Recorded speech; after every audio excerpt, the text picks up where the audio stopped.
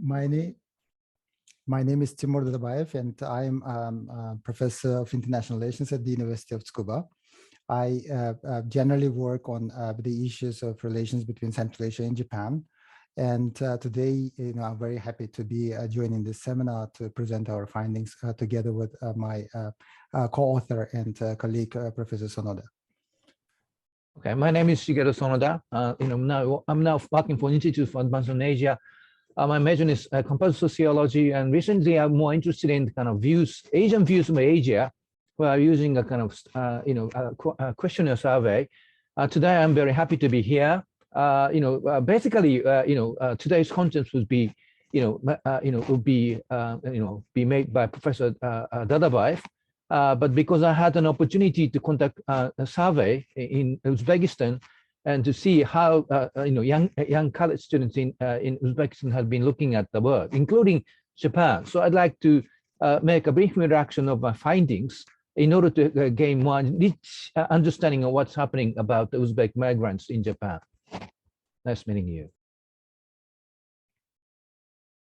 So if you allow, then I will proceed with our presentation of our project and book, and then at some point Professor Sonoda is going to join in, and then I'll take it again over to present the further qualitative findings of our study.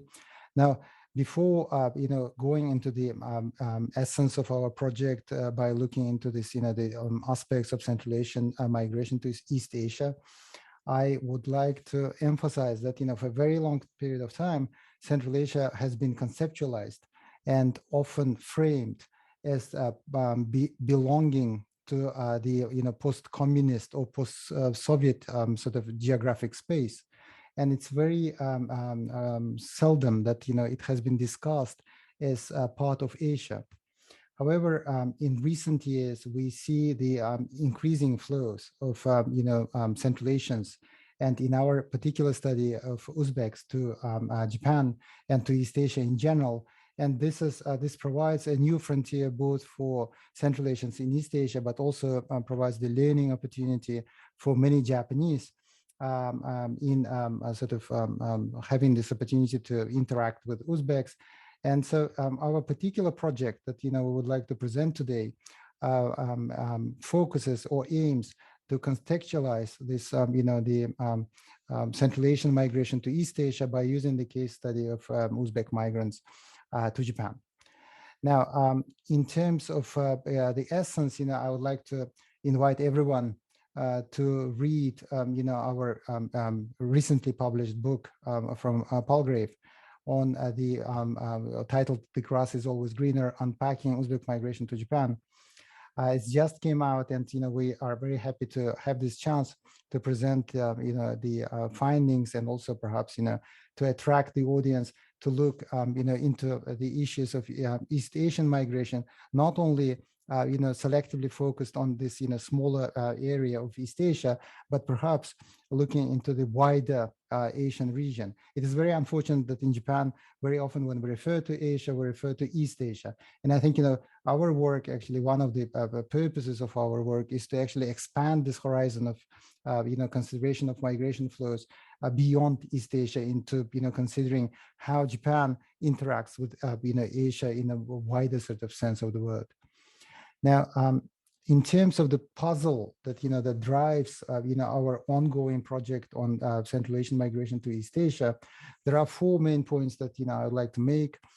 The sort of intellectual dilemma which drives sort of our thinking about the necessity of considering Central Asian migration to Japan is predisposed by the fact that there are a great number of studies which focus on different types of migrations from different parts of East Asia to Japan, which are historically connected to Japan, or connected to some extent in the network of contemporary ties of Japan and the societies. But there is very little attention, quite often, paid to the smaller ethnic groups that we consider to be newcomers.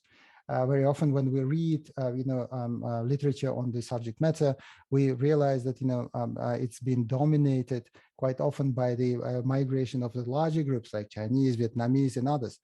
But what we see actually in recent years is that, there is a diversity of ethnic groups migrating to Japan. And, the case that we are presenting today, the Uzbek community is one of these newcomers that actually the example that allows us to not only, show the, migration experiences of the smaller groups, but also the type of reactions the Japanese societies has to them.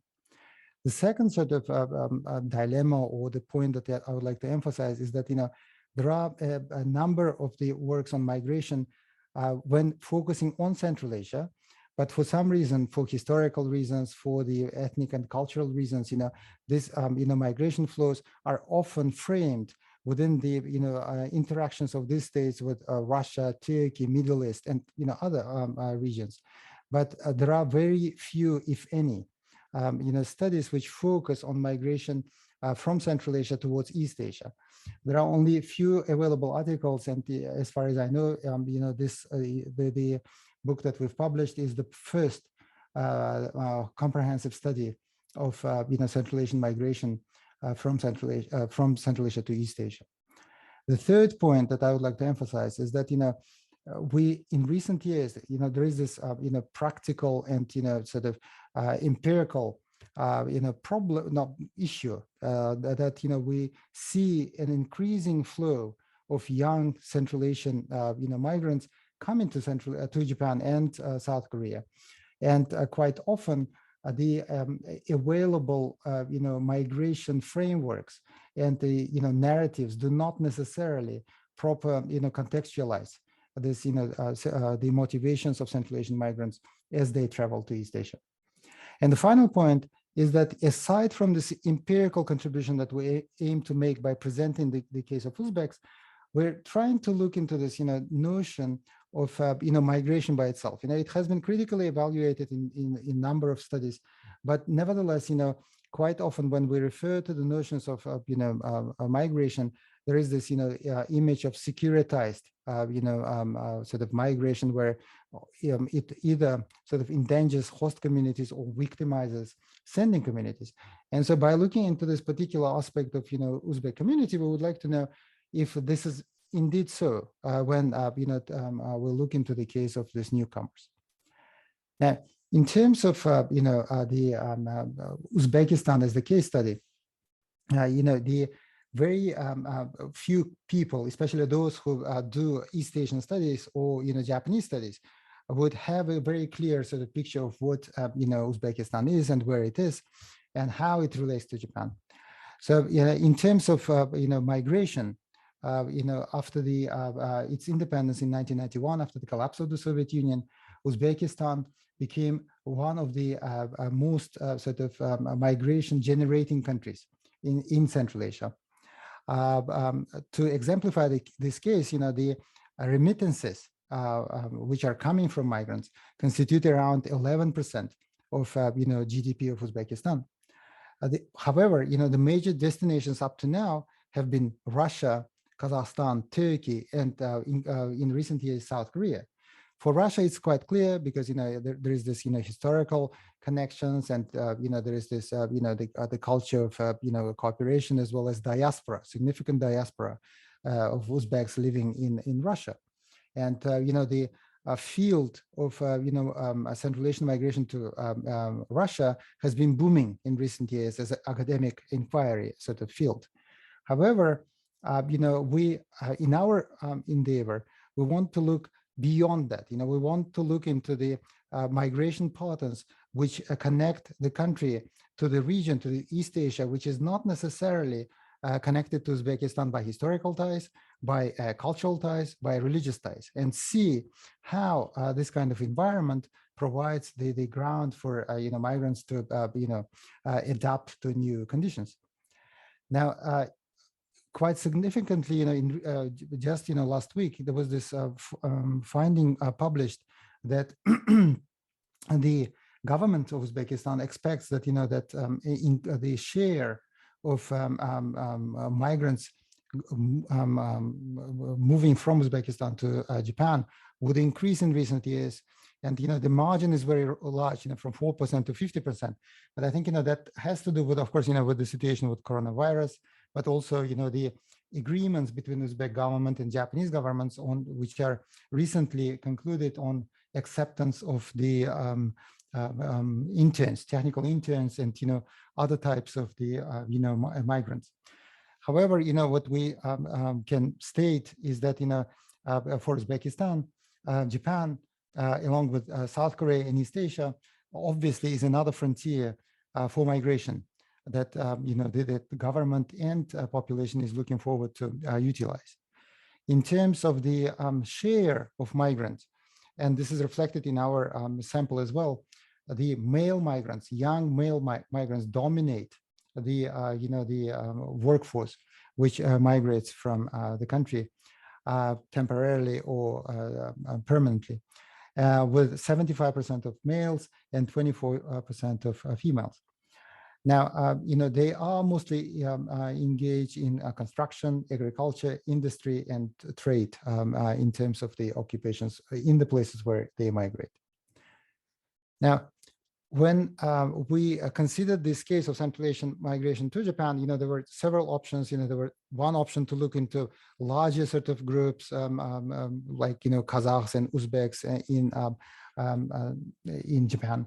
But at the end of the day, we decided to focus on Uzbeks for a very simple reason. It was not a brainer for us that in terms of numbers, although the absolute numbers are not as large as, let's say, Chinese, Vietnamese, or Filipino, we do have the very fast growing community of, young, migrants traveling to Japan.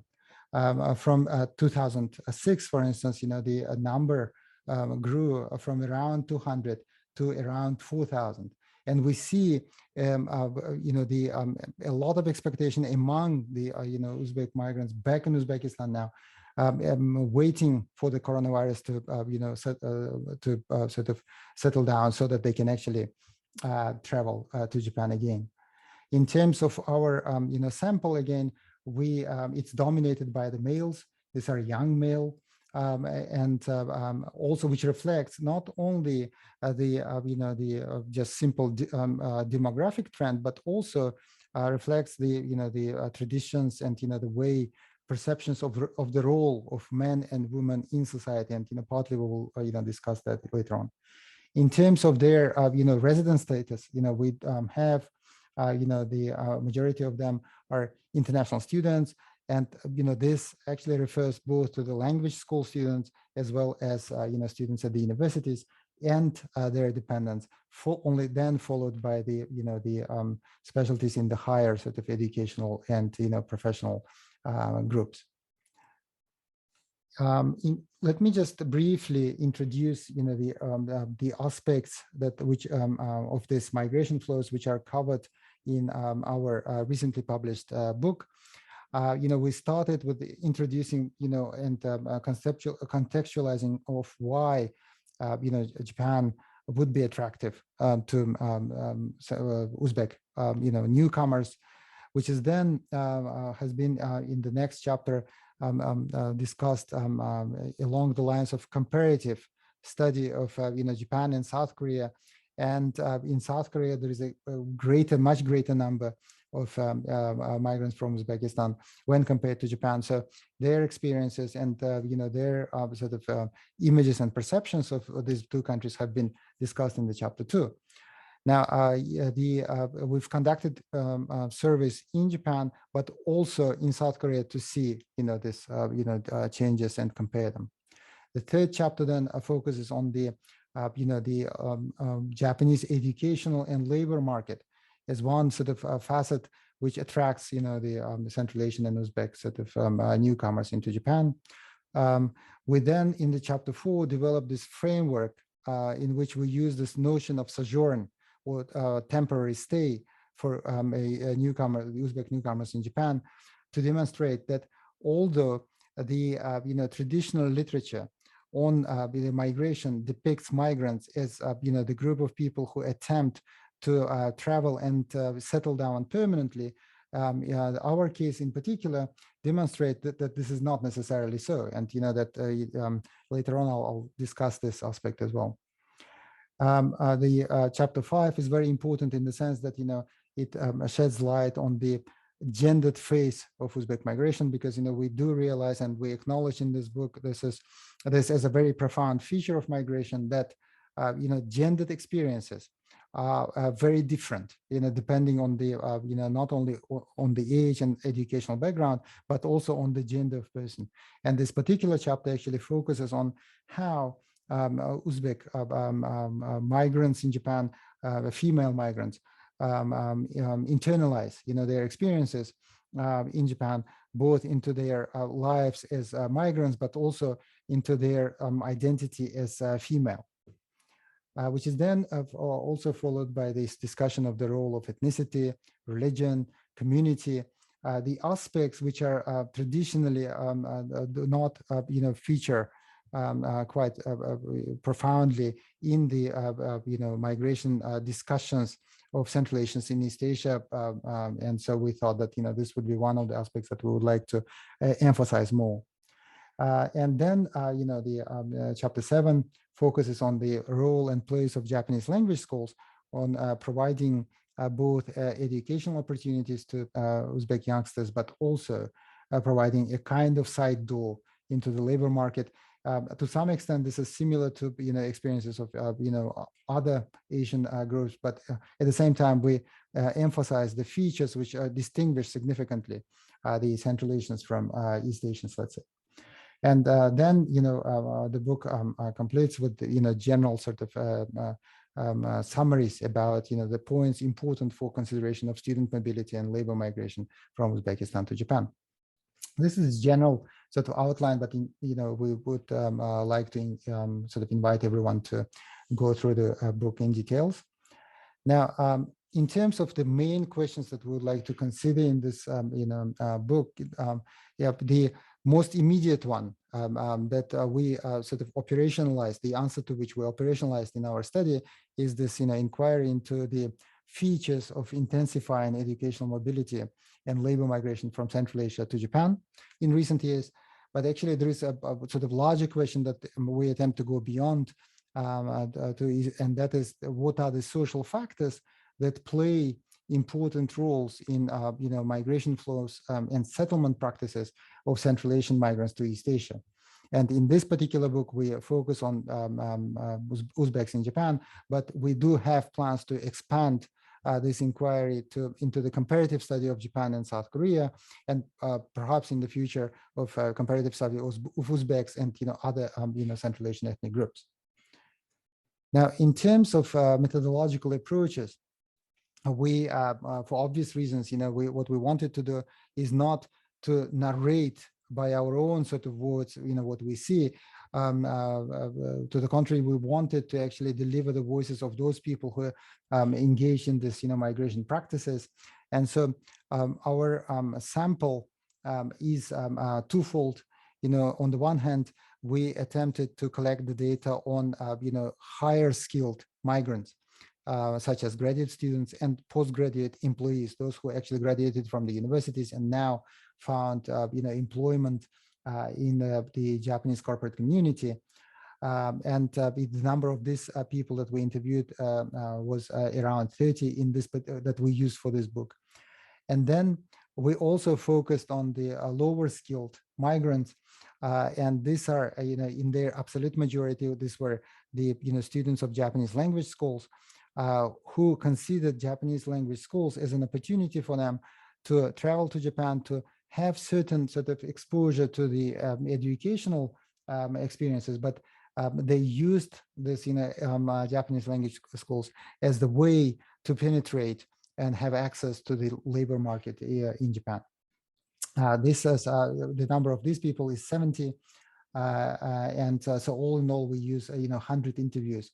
Each of these interviews were, in the majority of them, face-to-face, combined with the online interviews, especially at the time when the COVID-19 has spread around, and so we actually had accessed, our interviews through online interviews, and then we recorded this, interviews and transcribed them, and then analyzed them.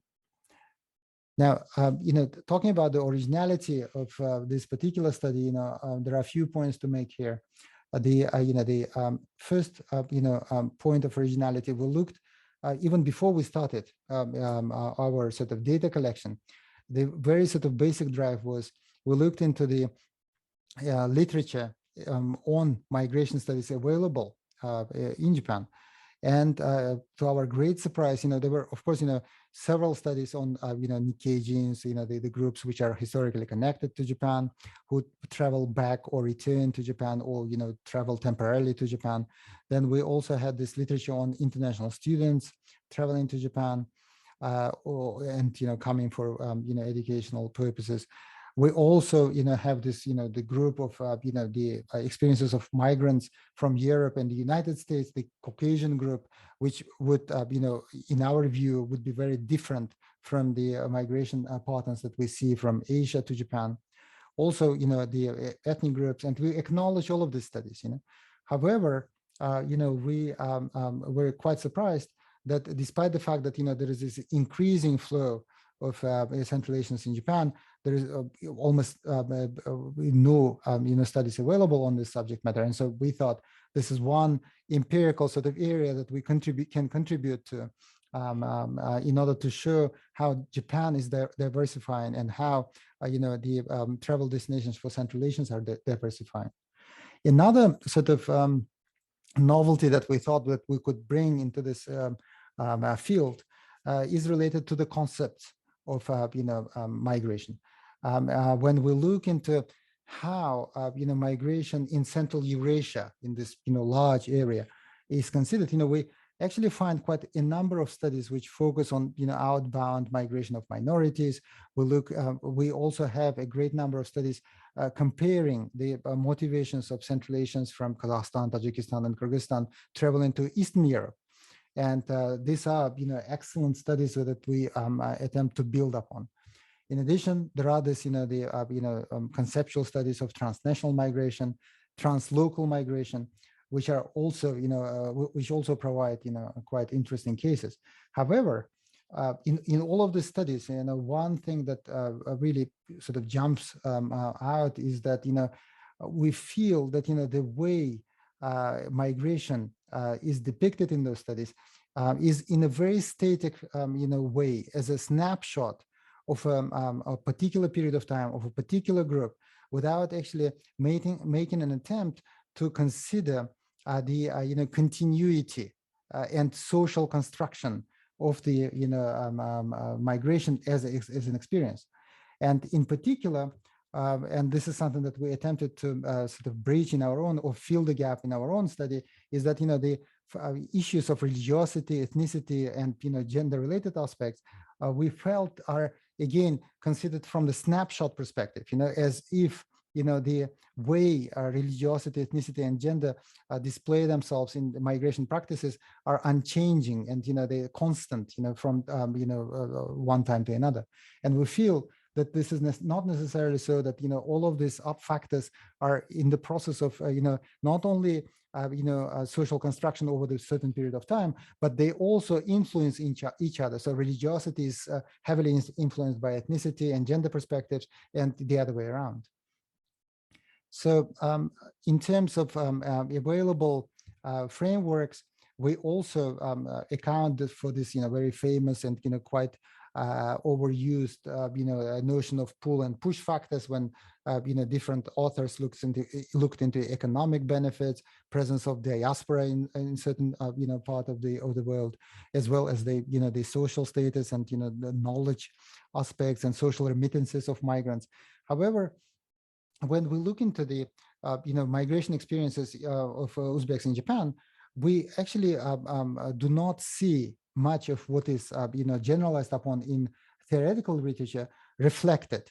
And so we thought that although all of these aspects of pull and push factors and democratic pressures, ecological factors, etc., are important, we still have a lot to extract from the cases of Uzbek migration to Japan.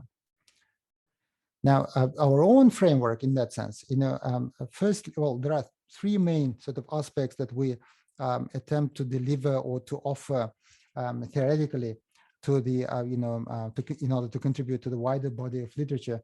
But, the first thing is that, we, in this particular study, we look into this notion of language migration or language education migration. Although, this has been profoundly studied, using the cases of Chinese and Vietnamese and others, there are only few studies which focus upon this, phenomenon using the case of Central Asians. And it's not only the geographic or ethnic sort of representation which brings the new aspect to this language education migration. We also look into how these Uzbeks, experience this or have the learning impact or learning effect from this Chinese or Vietnamese experiences, and what are the new aspects that they bring into this phenomena of language educational migration. The second sort of big area that we aim to emphasize and to contribute to is this notion of religiosity. Quite often this, especially when we consider, for instance, the cases of the Chinese and even Vietnamese, migration experiences in Japan, there is no this aspect of, religiosity among these groups. And so by our own study, we try to look into how, religiosity plays and impacts, migration experiences among these young Uzbek ethnic groups, or youngsters coming to Japan. And in particular, I put it here that, the notion of, religious wanderers or, musafirs, the people who wander around in search of not only economic, or financial rewards, but also the rewards in terms of experiences. It plays very significant role in at least self-narrative or the way these people justify their own sort of experiences in Japan, and this is also connected to the way they consider their return, because for them to become someone who well-traveled and well-versed in foreign lands, but still remains loyal and so proper Muslim. It promises the opportunity to obtain the certain social status on return to their own communities, and once they do so, they receive recognition of their countrymen, and that actually adds to their social standing on their return. And the third point that we would like to emphasize in our research is this, overarching framework that we use of the sojourning or temporary stay in Japan, which explains to some extent the experiences of Uzbeks in Japan and how that is regarded in respect to themselves, but also in respect to others. Now, from here, I would like to invite my colleague, Professor Sonoda, to take it from here and talk about contextualization and placement of Uzbeks in all Central Asians in Japanese society. Sonoda Sensei. Okay, thank you, Professor Dadabaev. When it comes to the study on the Uzbek migrants in Japan, I had an opportunity to partially engage in writing the chapter 3 in order to add some insight that I could gain from the kind of surveys targeted to the Uzbek youngsters. In order to, as Professor Dadabaev mentioned, international migrations has a variety of aspects. One of which is the kind of, it takes place under international relations between the sending country and hosting country. Because the kind of migrant issues, it's basically domestic issues, is regarded as a domestic issue in Japan. But unless we have a kind of views how, let's say Uzbek, perceive Japan, unless we have the information about this, it's really difficult to understand. For example, why Uzbek migrants try to be a temporal resident rather than the kind of a permanent resident. So we have to have some understanding how what sort of perception or images the potential migrants have to gain more insights what's going on after their migration from the sending country to the host country. But we could gain a little bit much larger information from our social research that we initiated. So I'd like to by using the opportunity, I'd like to briefly explain and describe about the nature of the Uzbek youth views of Japan by using our data. Next, please.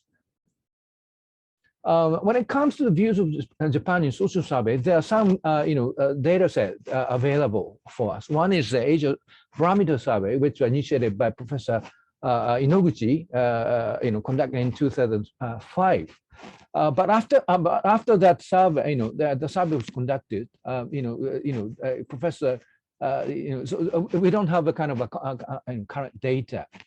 The government of Japan has been conducting so-called Central Asian views of Japan survey from 2014 to 2018. So by looking at these data, we can see the ideas. But the sample size is a little bit small, and the target is the kind of whole populations, which is not solely focused on the potential migrants who are very young and male dominating. But other than that, I know that Central Asia Barometer has a huge information about people's perspective, Central Asian perception toward in several countries. But unfortunately, the Central Asian Barometer doesn't contain information about Central Asian people toward Japan. But the information, the only information we can draw from the survey was their views of Russia, China, US, which are regarded as a superpower related to Central Asia. And finally, Asian student survey, which was conducted in 2018, in the third wave. Next, please. This is the outline. Our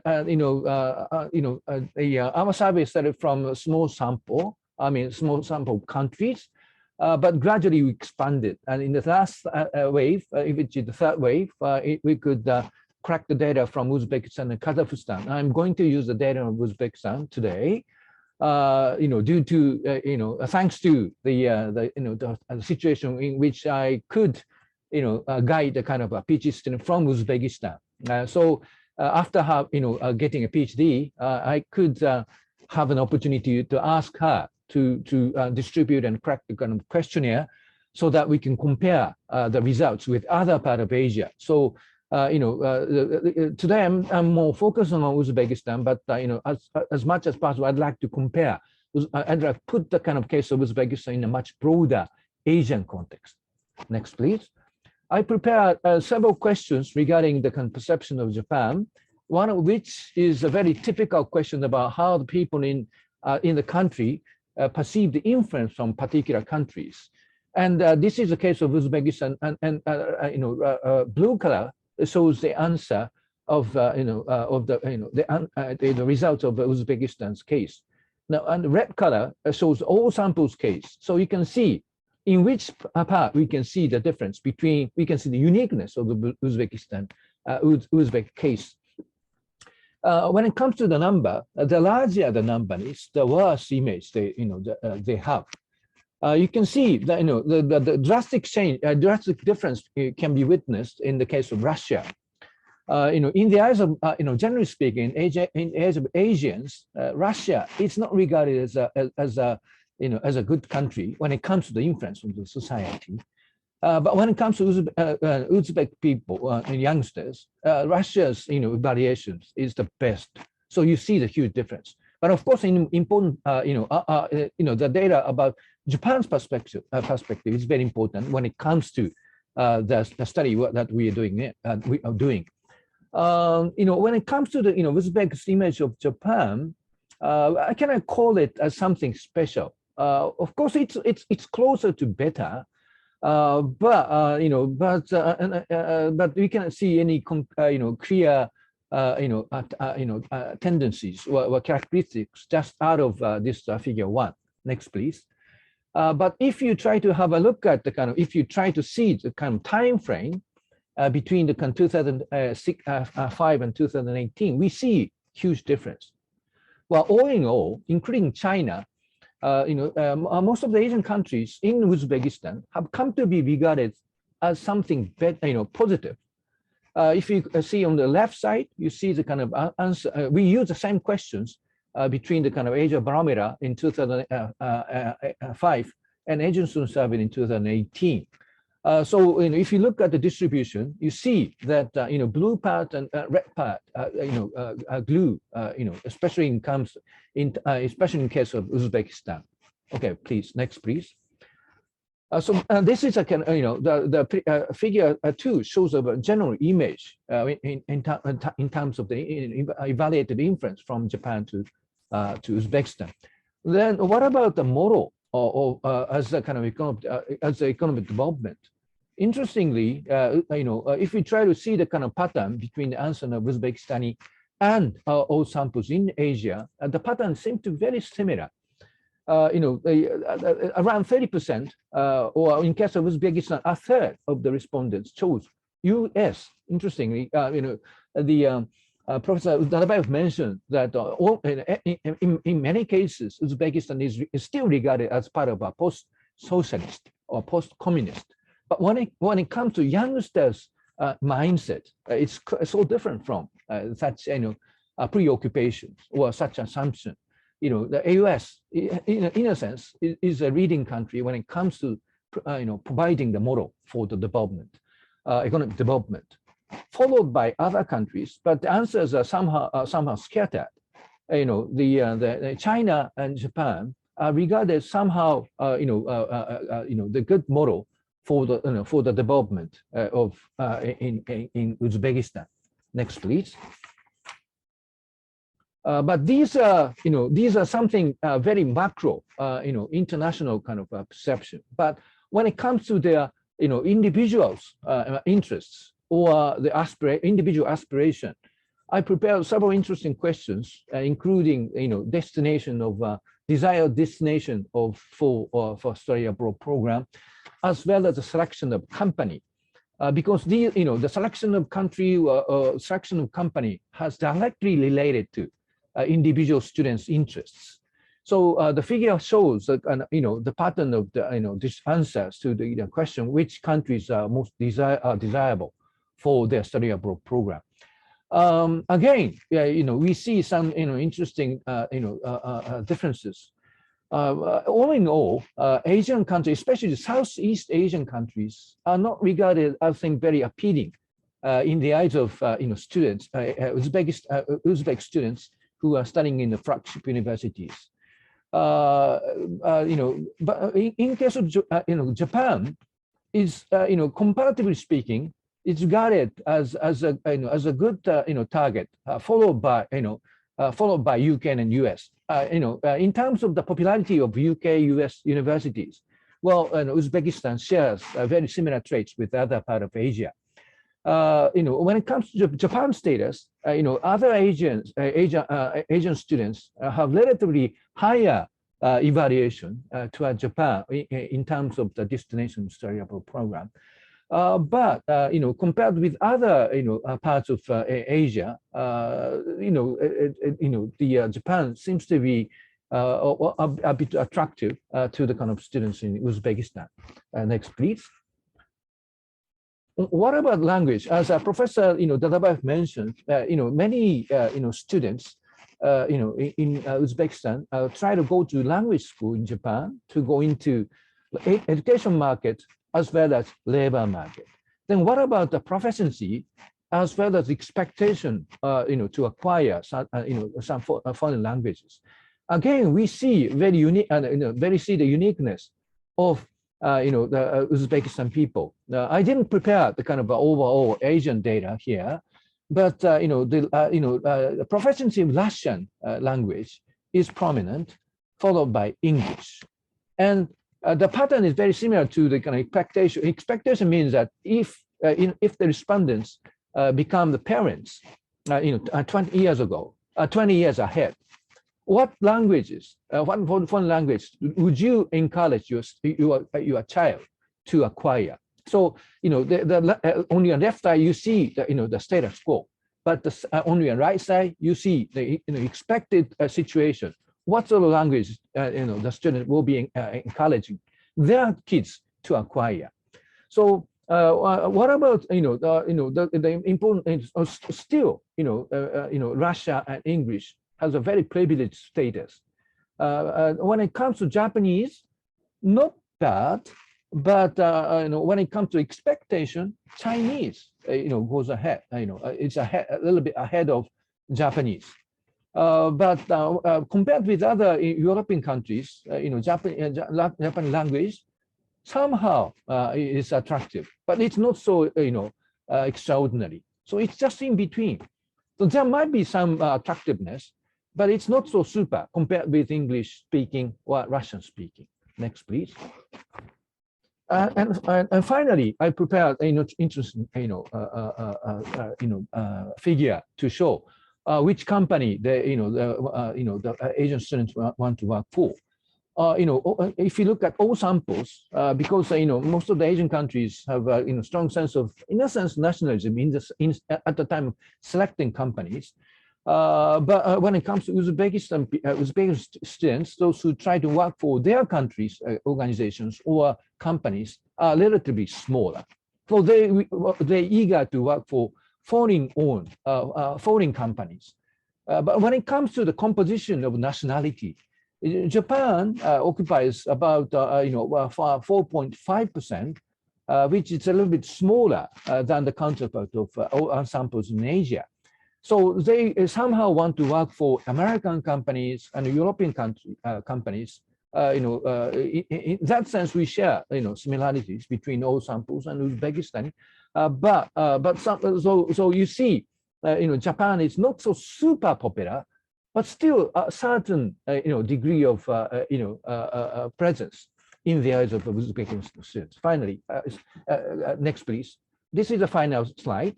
So we see from the result of the survey that we conducted, we can safe to say that Japan is emerging or still developing, as gaining popularity as a destination for cross-border mobility.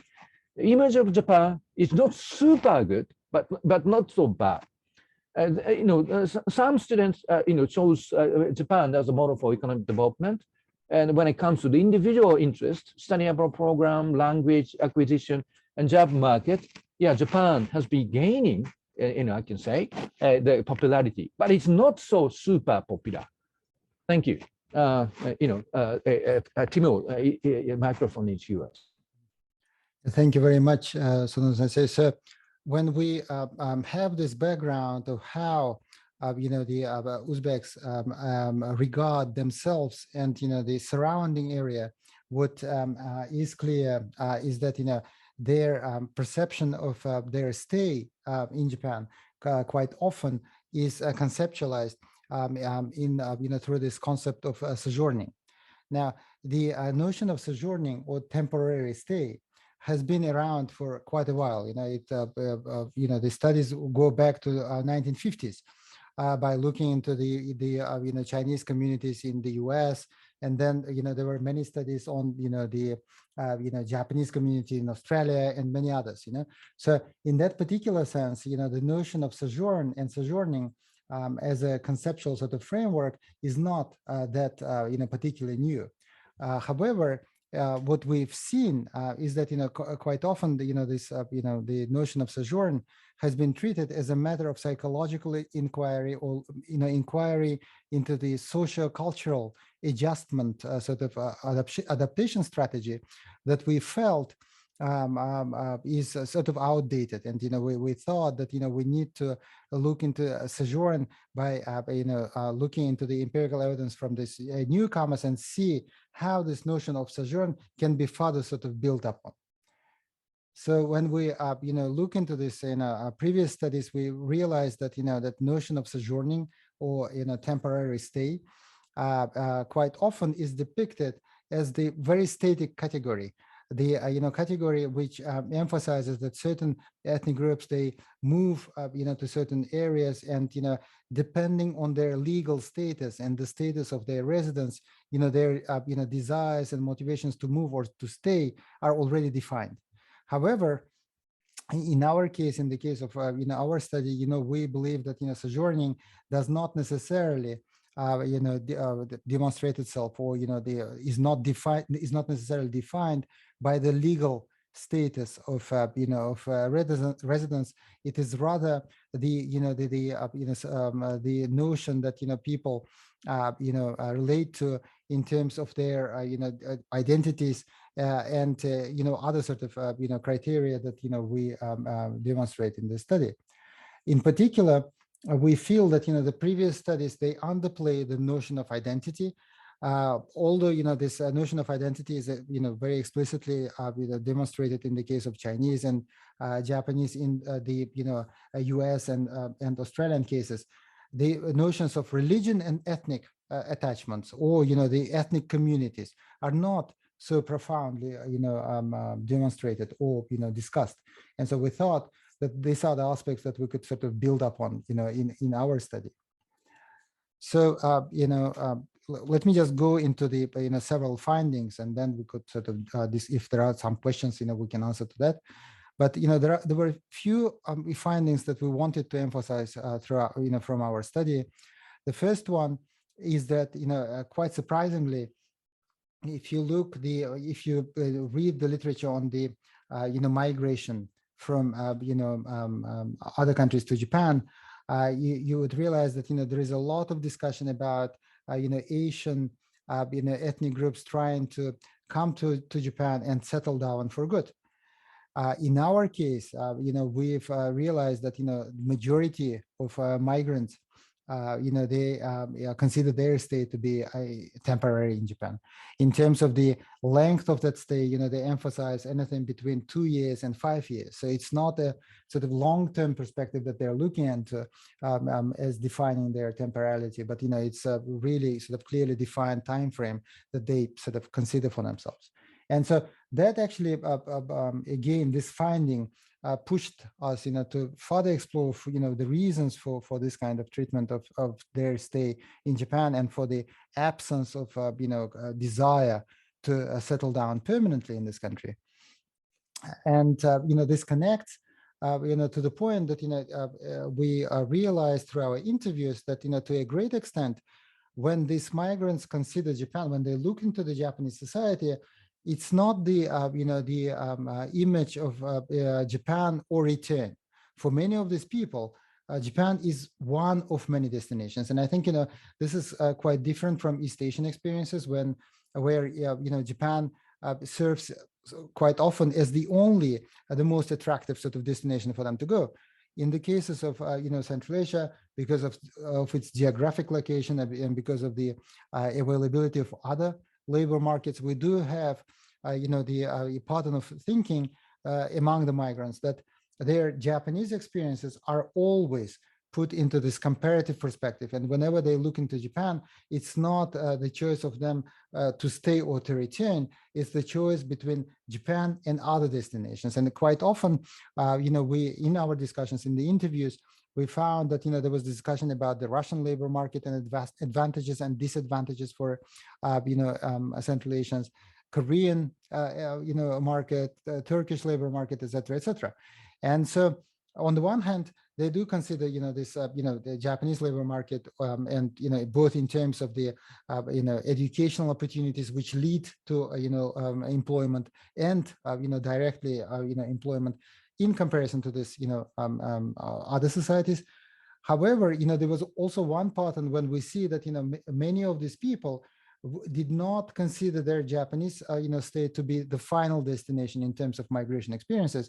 They would say, well, after Japan, they want to explore South Korea, Turkey, or Russia. And some of these migrants actually already experienced these societies, and when they come to Japan, they weight their sort of advantages of their stay here in comparison to their previous experiences. So in that particular sense, their attitude and motivations are not static. They change over the time. They are heavily influenced by their past experiences and future potential experiences. And this is, of course, in their mind, these are imagined experiences. But again, this shape their motivations to move or to stay. And in many cases, these other alternatives push these people to consider their stay in Japan to be temporary. And the third sort of point that we thought was quite impressive was this, the importance of the notion of return in motivations to depart. It's quite a significant aspect. The notion of return has been emphasized in the migration experiences of many Central Asian groups to Russia. However, in our sort of interviews, what we realized that even before these people departed, there is this notion that they would eventually need to return, and so their migration destinations are defined to a great extent by this importance of return and this the social and of course financial implications of their return. So to a great extent, even before they depart, they already know that they need to return. And so this notion of return is very important. In addition, when it comes to these gendered experiences, there is a lot of pressure in Central Asian societies on males to return, because males are considered to be this backbone of the family system, and they are to return to take care of the elderly parents or extended community of family community, etc. So again, this return also is quite often depicted in the experiences of male and female in different ways. For males, this is the return that that is defined by them belonging to this gender and the gender roles which are imposed on them. While among the female, we actually see many examples where these returns are imagined. These are never sort of really implemented returns.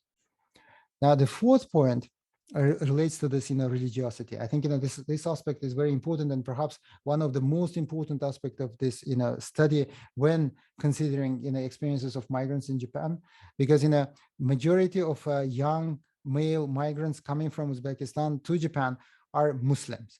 And when they come into the society, for them, this is very different, both culturally and religiously. To extent, when they come, they reside in these communities, together with other migrants, and this, this kind of residence actually increases the level of religiosity among them. Because to a great extent, this small community in which they live, it's a kind of communes. They shape their migration experiences, but also their understanding of proper migration experience, in which they need to stay away from anything forbidden by their religion, and also follow all the rules and impositions of a kind by their religious beliefs. And at the same time, they do need to integrate into the society. So they, the religiosity in their sort of experience is a very big thing, and many consider their presence in Japan to be part of this wandering, religious wandering, or something that in Muslim sort of society is called as musafir. The religious person living outside of his religious community. And so this experience, to a great extent, defines not only their experiences here, but also the way they're going to be respected or disrespected after they return back home to Uzbekistan. And so if they, at least in their own words, if they're proper being Muslim in a non-Muslim society, demonstrates their loyalty to their religion, but also the high moral standards that they can adhere to. And the next sort of notion that sort of connects this migrants to their home is this notion of sojourn. I talked about this. However, there is one aspect that that is quite striking, and this was not expected, but at the end of the survey we realized that there is a lot of discussion in the literature on migration to Japan by different ethnic groups about discrimination. And so naturally, when reading into these studies, we were interested how these notions of discrimination towards foreigners or smaller ethnic Asian groups, especially Asian groups, are reflected in the experiences of our sample. And what we found out is that to a great extent, they use this notion of Uzbekness as a counterpart to the notion of Nihonjinron. Yeah, I mean, quite often there is this notion of the Japaneseness or Nihonjinron, where there are certain rules and patterns of behavior and certain moral standards and norms which are which are not spelled out, but they are followed. In the same manner, apparently among this the group that we interviewed, there is this notion of Uzbekness. And so when we asked them if they experienced these notions of discrimination of any kind, the natural reaction from them was, well, there is no discrimination in Japan. And when we asked them, how do they treat, the way, sometimes of, limitations or some kind of stereotypes imposed on them by, their surroundings among the Japanese, their attitude was quite interesting because, they would say that, Uzbekistan has a great number of different ethnic groups. And there is no structural discrimination there, but there is always a differentiation. And so for them, this notion of Uzbekness is very important as the point of differentiation, not only because it allows them to feel their own sort of identity, but also this is the way to understand how the other Japanese other things. And so when they look into this their own experience, their attitude was that they're Uzbeks. They do not expect Japanese to treat them equally because they are different. And they also treat their Japanese surrounding in a kind of different way because there is this differentiation. And they do not believe that this is a wrong phenomena.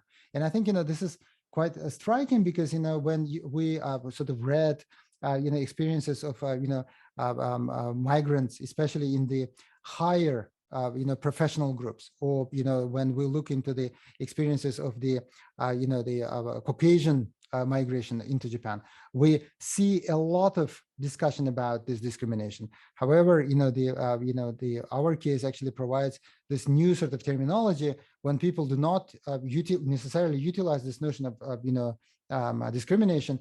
They refer to their experiences as differentiation. And this is a very natural phenomenon for their societies, and they apply the same kind of sort of standards to the Japanese society.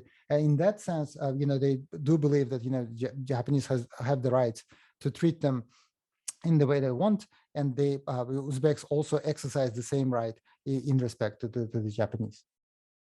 And final point that, we would like to emphasize in our study, and I think, this is the area that, we would like to look in the future a bit more, is this, desire of social remittances. When we read, previous literature, there's a lot of discussion about migrants seeking financial rewards out of their, migration experiences, which is perhaps true. And, our study does not deny that, but we also have seen a lot of, a very strong drive towards accumulation of social remittances. And that is the point that, that many of these migrants, when they come here, when they're enrolled into, their schools or engaged in different kind of employment opportunities, they always seek to accumulate the kind of practices that they can apply on their return. In order to maximize the benefits of their stay, not only through the channels of the financial accumulation, but also put in those the knowledge that they acquired here, whether it is in the format of the everyday life, or the some sort of practical knowledge to the benefits of their lives after their return. And I think the formats and shapes of the social remittances can be different, but there is this one very strong line in terms of the topics where always the interviews refer to this importance of the social remittances and social accumulation of social remittances. And I think that is the area that, we would like to look into a bit more in the future. So I think, we will stop here. And, if there are questions or, any comments, you're welcome to do so. And, we would be looking forward to any discussion if there is one. Okay, thank you very much. So we'll open up for questions. We find usually it tends to work better if you just direct your question straight to the presenters instead of going through me. And so I'll open up the floor for any questions.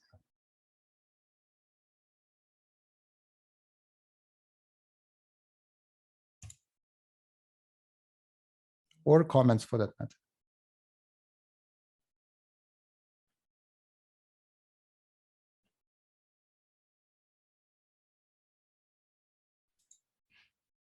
If I may ask a question. Yes, sir, so go ahead. Yes, good evening to everyone in Japan. My name is Sherzod Eralif. I'm a former student of Professor Dadabaev at the University of Tsukuba. I started reading this book, and I congratulate you one more time with this very interesting and needed book. And as I think I will have a chance to ask you questions when we meet when I finally finish reading the book. But following the, I had this one thing in my mind when you talked about this, the issue of how migrants, Uzbek migrants, see their journey in Japan as being as musafir, the religious wanderers, right? And I'm just thinking out loud here. Is this the emphasis on the religious identity of Uzbek migrants in Japan? Is this somehow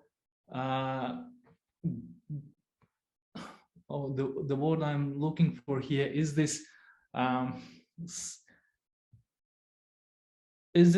parallel to the ongoing religious revival back in Uzbekistan following the changes that we are seeing, and then in the society as a whole in Uzbekistan, we are witnessing the revival of religious identity, and I'm just wondering, is this because Uzbek migrants, they see everyone is becoming more religious, and is this because of what is going on back in Uzbekistan, or is being a musafir or in a foreign country plays an important role in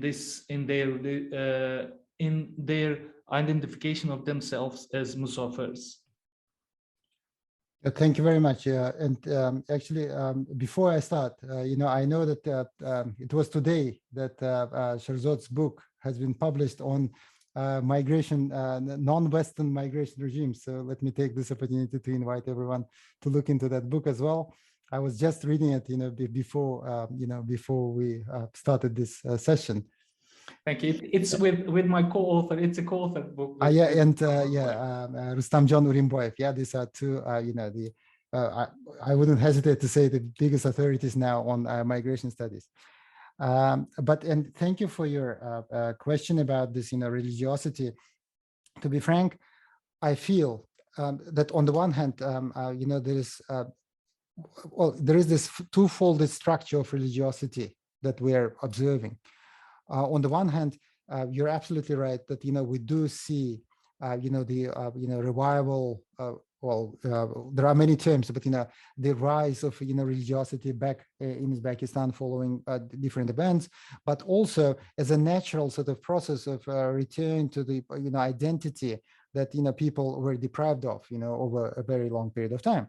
So that is obviously there, but as you well know, because from your own study of Russian migration, of Uzbeks, there is this, very strange, well, to me, it's a mysterious sort of phenomenon that, when people travel to foreign destinations, especially, surrounded by a foreign environment, the degree of religiosity increases to the extent that, in those destinations, they become, absolutely, driven by their religious loyalties and commitments.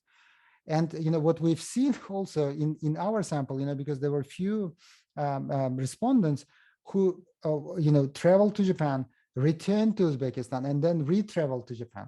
And in their own words, their, degree of their religiosity increased significantly when they were in Japan, decreased when they returned into their sort of environment, and then, on their second return, again increased.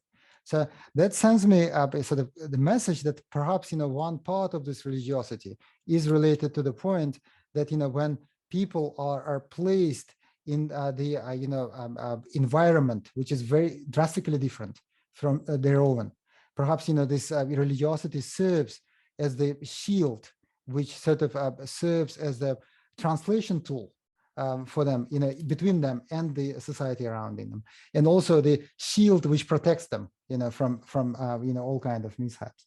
And it was quite interesting because when we interviewed these people, and of course many of these people are engaged in the type of labor which is very physically demanding.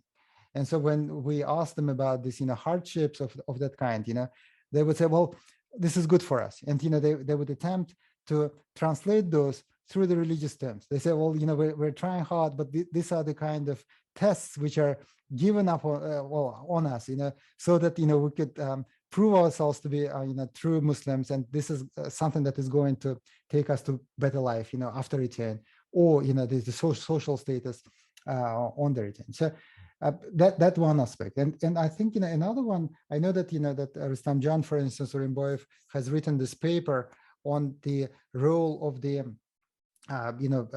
social networks in the interactions. I just realized in our interviews that, social networks can be the tool to unite people, but there is this aspect of mistrust, when people interact with each other. And I felt that, this religiosity and degree of religiosity of a particular person sometimes serves as a proof of, his trustability, in communications, in social. So whenever they use these Telegram channels, they always refer, oh, he's, regularly praying Muslim, so he can be trusted, So religiosity has this aspect of communicative function of a kind, that it sort of sends this message. And I think, this is very much similar to what you've seen in Russian context. The major difference, though, is that in Japanese, society, we have a very small group of Uzbeks, while in Russia, we actually have a greater number of Muslims, and then a much greater number of Uzbeks, and then greater number of religious institutions which provide them this comfort that they cannot enjoy in Japan. So this is perhaps the way we could interpret this religiosity. Is this in any way connects to your experiences in Russia? I guess so, and I very much subscribe to the point that it seems that this religiosity or feeling of religiosity is very fluid depending on where a migrant, where a person is a migrant or is in his own country. When it turns out that, and I'm still trying to understand it, how the research that you are referring to was done. At least the empirical data was collected much before the changes that we are talking about. And I'm just trying to understand. It seems that point is also relevant, that it serves as you said, a protection, and at the same time as a social capital, to showing that you might be trusted, or you might belong to a certain group of people that serves that indicates one's trustability. One thing I thought about, these experiences in Japan, it's very, for the Japanese surrounding, this kind of treatment of religion is very unusual. When someone tells them that, this is a regularly praying person, and that's why he can be trusted. Essentially, this language doesn't really provide any kind of information. It's just some functional sort of information which does not have this aspect of social capital. But again, I mean, because of this, commune type of experiences that these people have, it has this implication. And I think, this needs to be explored a bit further, because, I think, this is a very understudied sort of phenomena in the migration experiences. But thank you. Professor Dadabaev, I have found, one, interpretation about this. Probably still, Uzbek, migrants has, the emerging Uzbek society as their reference group. Once they try to, make the kind of Japanese residents or Japanese group of Japanese residents as their reference group, probably they will use different logics, different way of justification, different, they might be using different emotions to interpret what's going on. And one of the, secrets of the kind of, the very obedient, so-called obedient attitudes of the Uzbek is because they still look at their host, the sending society in Uzbekistan as a very important reference group. That's why they use the logic of religiosity, because again, and religiosity is both fundamental as well as very, it has a lot of utility, as a lot of functionality. So again, this is this must be, a cause and effect, because of the short, because they think that the trip or the trip to Japan must be short, so they can endure. So they keep in mind that Uzbek society should be and still is a good a reference group for them.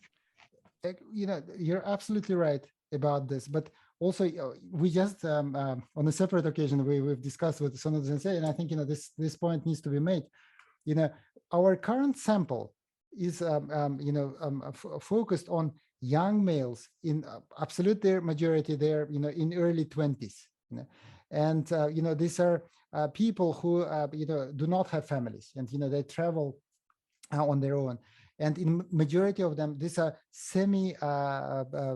the professionals, semi-skilled laborers. And we need to emphasize that, what the patterns of religiosity that we see, they are very, typical for this group of people. But, I'm absolutely sure that, if we, and this is what we're trying to do, when we leave up the standards and we will look into the, highly skilled professionals, or people who of mixed marriages and their children, we would see a completely different pattern. And the role of religiosity and the role of the ethnic identity, and even the notion of sojourning would be very different. And perhaps, and I remember that that Rustam John Orimbaev has written about this, that there are this transnational sort of groups of migrants who live in two societies. Yeah, the same was written by Abashan and others. And I think among those groups of migrants, we would see this transnationalism more expressed, and less of the ethnic sort of and religious focus. However, the youngsters, why we're looking into young people, because this is the most mobile group of population in Uzbekistan, and as you well know, that Uzbekistan is a very young country, so we could expect that only these people are going to travel for the foreseeable future. So now this is the trend that we are looking to. But the moment we change the sample, or with time, because many of these people, they create this culture of interactions and social capital here in Japan. And so after maybe 10 years, we're going to see a completely different story. And that's the part that, we emphasize in this study by saying that we want to look into the social construction of migration experiences. we don't want to have just a snapshot of what the migration is. We want to look into how it's shaping itself and what are the factors which are important. And I think, these are the points that we've discussed, with Sonoda Sensei recently quite a lot. Thank you. And what makes me, makes me very interesting about your presentation is that, youngsters are not aware that they are young. So that they use Uzbekness as something very universal, but what they think universal is very limited, but so we can see such gaps everywhere. And this is one of the kind of terms of this research. Exactly. And just to add to this, although we're using this case of Uzbeks now, the point is that whatever minority group we have, traveling to, probably they would be under the same kind of social pressures, but also the pressures coming from their identities and religious sort of mindset or worldview. And so, although this book is about Uzbeks, I think we should be very clear that this book talks about minority newcomers, and at the same time Japanese society. So sometimes people say, oh, this book is about Uzbeks, so it's about Central Asia. It's more about Japan than it is about Central Asia. It's more about newcomers than it's about Uzbeks. So I think that point we would like to emphasize more, and that is the connecting sort of point where we want to sort of engage in the conversation on migration studies in a broader sense, as opposed to just limited to the Central Asian sort of small group of studies.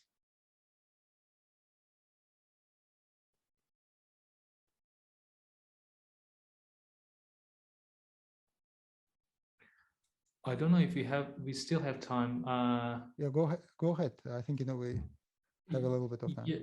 Yes, I was as far as if I got the graphs you have shown at the very beginning, right, the number of Uzbeks compared to other Central Asian groups, this issue of I myself, and I think a lot of scholars who study Central Asian migration, especially to Russia, they use this either Uzbek migrants or Central Asian migrants interchangeably. And can you see the screen now? Is it yes, sharing? yes, Yeah? I can see, and it seems to me, just if we just speak about the numbers, Uzbekistan's population is about half the whole Central Asia's. I mean, Uzbekistan's population roughly equals to the population of all other 4 countries, and this which brings me to the point that it seems Uzbeks are disproportionately more among the Central Asian group of migrants in Japan. And when you spoke about this push and pull factors, push factors, I think being more, if not less, definitely not less important, especially when we speak about Tajik and Kyrgyz, the cases of Kyrgyzstan and Tajikistan, and I think speaking of pull factors, I think it's more or less the same again. Japan wants to engage, as far as I know, more or less equally with all 5 Central Asian countries. And I'm just thinking, is this the chain migration that has led to this spike in the rise of Uzbek migrants, especially in the last 5-6 years? I'm just thinking, and I'm just trying to find an answer to that question. And just to clarify, so when you say chain migration, you mean one wave causes another, and this is how it goes, yeah? Yes, by chain migration, I'm referring here to, for example, one person from a certain village or from a network happens to be or goes to Japan or any other destination country, and then neighbors or people in his social circle learns about these opportunities, and then so it turns out that from one village you see a lot of people just because someone in the very first in the beginning went to migrate there, and then he or she brings the other people in his circle. I think again we need to look into different time frames according to sort of our, because we had certain respondents who have been here for let's say 5 years, and then we also had some respondents who have been here for 2 years, and the narrative and the way they sort of found their way to Japan is very different depending on when they came, but also the state of the country of Uzbekistan. Well, some of us would not know, but Uzbekistan has been a very sort of closed dictatorial society for quite a number of years up until 2016, and then from there it opened up to the world. So those who came before 2016, for them 2016, for them push factors which were more important, because there were so many limitations which actually pushed them out of their societies. And once they came here and once they established these patterns of migration, then we actually see not only the chains that you refer to, or waves that I talked about in terms of the personal connections, but also institutions back home which are now built in different cities of the country to to prepare these migrants specifically for Japan. And I was quite impressed that these days in the majority of the most populated areas in Uzbekistan, you would find the Japanese language schools which are specifically built not to teach Japanese regularly. They are preparing these people to be sent to the migration to Japan. So that refers to what you're saying, the chain sort of reaction. And so I would argue that perhaps in the initial years, when this, the institutions were limited, the opportunities were limited for open, migration channels, they used this, the word, what is it, the communication through the words or through their villages and communities. But these days, the institutionalized or business-driven opportunities even exceed, this, informal communities. And I think, this informal and formal coexist in the same social space. However, we see increasing influence of the formal and perhaps decrease of the informal because of the distrust. And again, I mean, that relates to this religiosity and how religiosity helps build trust and stuff like that. But this is a very important point about the chains.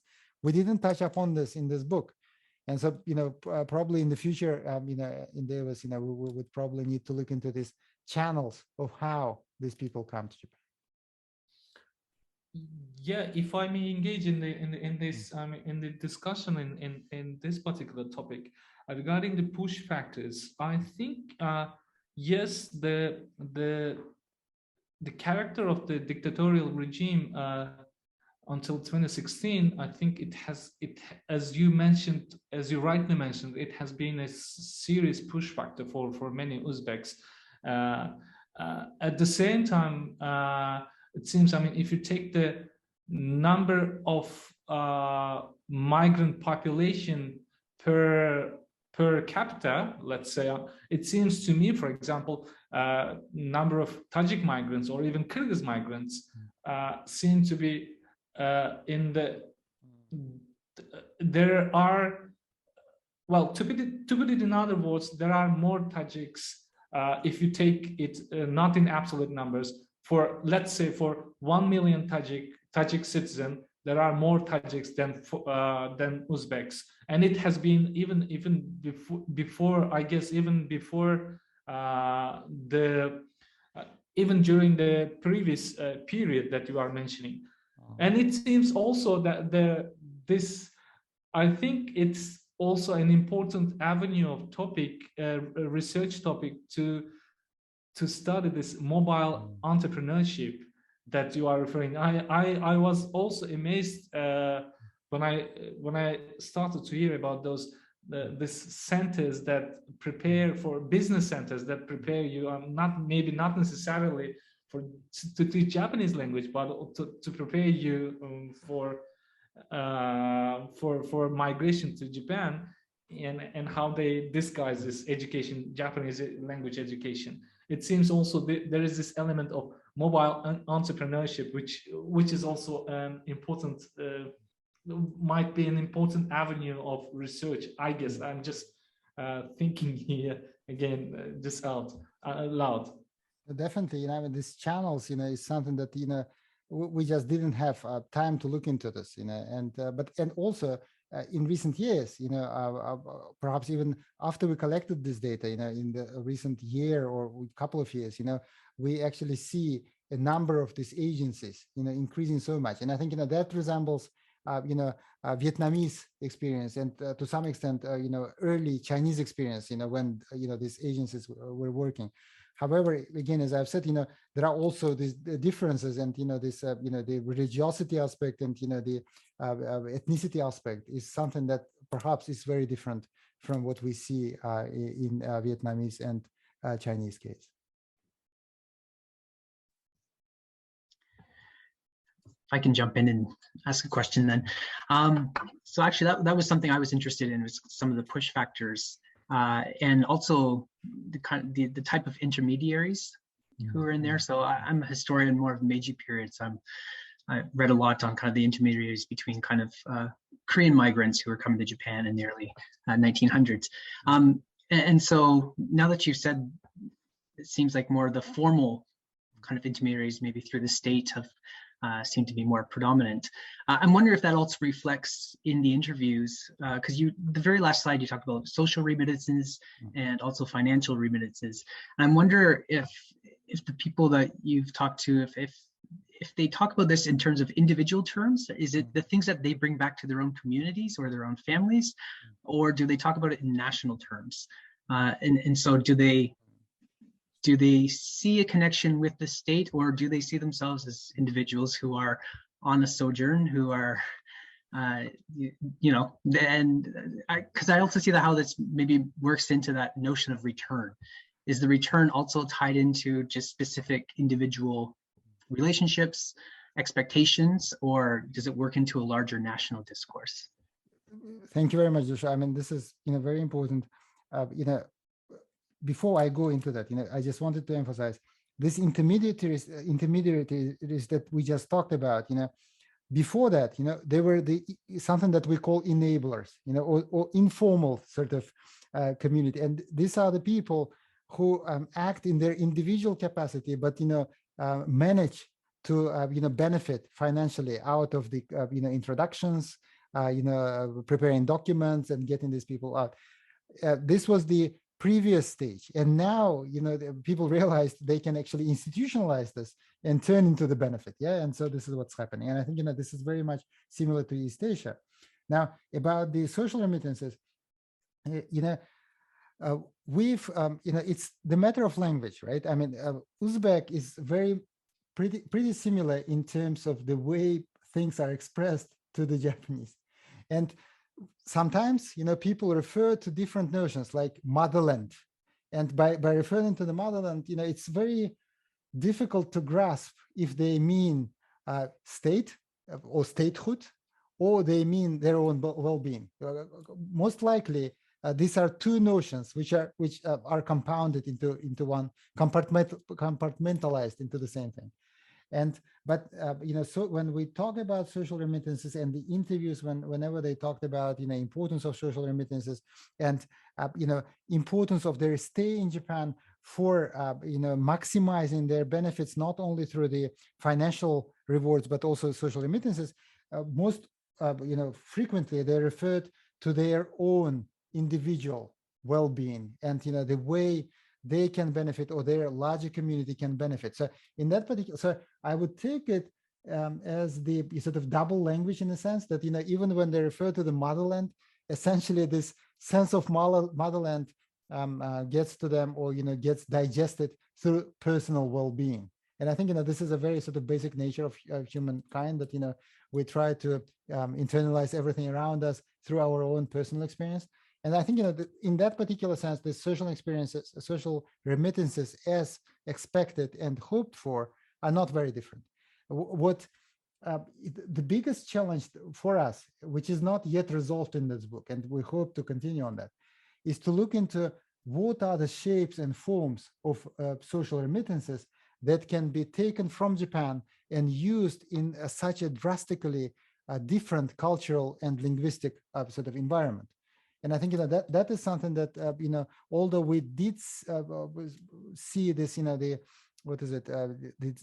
drive and strive for social remittances, to a great extent this remains as a discourse, as a narrative of a kind, yeah. And we still have to see if this is something practical, or it is sort of romanticizing one's experience, and that again relates to this, being wanderer in the world, which is so different, culturally from one's own. Okay, thank you. And then maybe just a comment as well.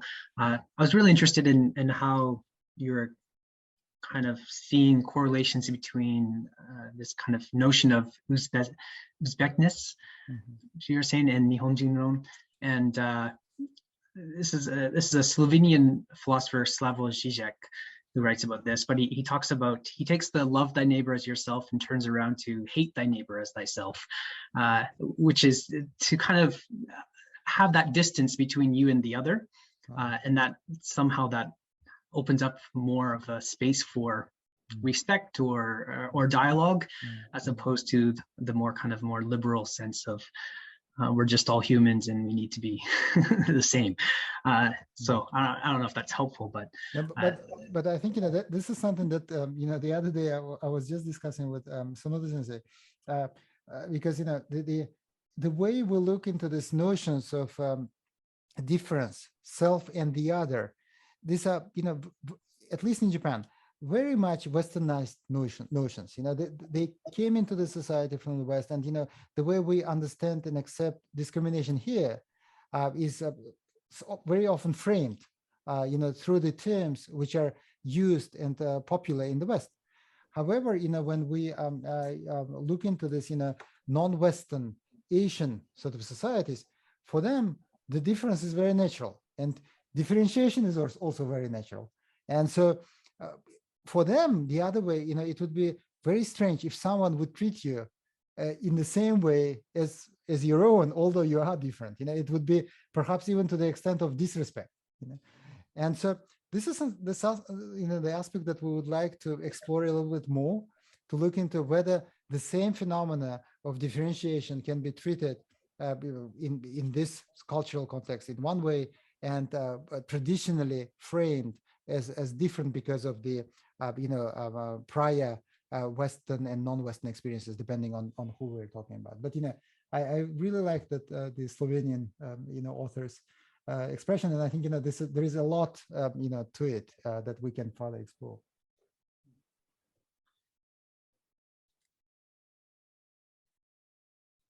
Well, we still have some time if there are any further questions or comments as well.